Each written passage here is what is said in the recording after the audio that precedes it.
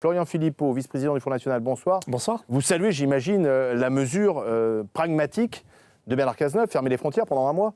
C'est une forme d'aveu, parce qu'on nous expliquait pendant très longtemps que les frontières, ça ne servait à rien, c'était dépassé, c'était ringard. Et ces gens-là les ont fait exploser, ont fait Schengen.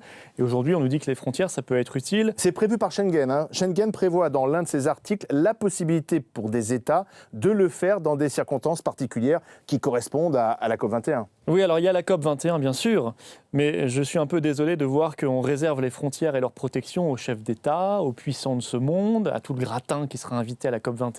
Par contre, les Français, eux, le peuple français n'a pas le droit à cette protection en ce qui concerne la menace terroriste, qui n'aura pas disparu le lendemain de la COP21.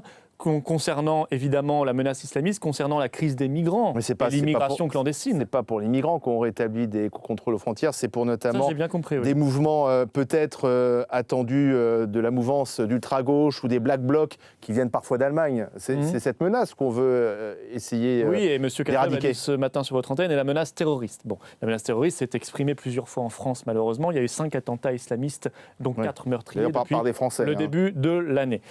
Si vous voulez, moi je pense que, dont l'affaire du Thalys, la personne qui s'était introduite en Belgique, je pense que les frontières, c'est indispensable, mais il ne faut pas les réserver aux chefs d'État. Nous avons besoin de frontières plus que jamais avec la crise des migrants. La Commission de Bruxelles vient de révéler qu'on attendait 3 millions de migrants supplémentaires en Europe d'ici 13 mois, c'est-à-dire 2017, c'est-à-dire des chiffres considérables.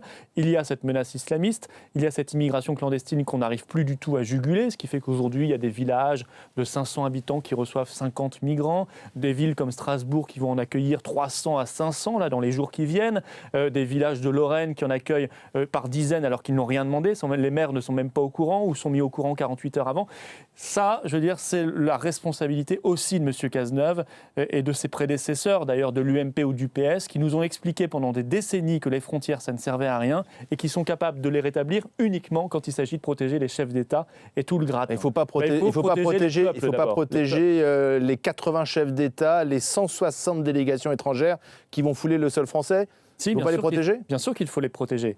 Mais c'est une mesure de protection. Il faut aussi protéger les Français. La menace n'est pas la même, vous le savez bien. Mais elle existe. Personne ne peut dire honnêtement aujourd'hui en France qu'on peut s'en sortir sans aucune frontière, qu'il n'y a pas de menace. Mais il y a des frontières. Schengen, c'est les frontières européennes. Oui, on a bien vu le résultat. Ce sont des frontières à plusieurs milliers de kilomètres qui sont mal gardées dans des pays complètement submergés. Donc face à la submersion migratoire, face au risque islamiste, il faut évidemment retrouver des contrôles aux frontières. Je rappelle que ces contrôles permettent parfaitement de laisser passer les travailleurs frontaliers, puisqu'il y a des dispositifs modernes aujourd'hui électroniques qui, eux, ne seront pas contrôlés.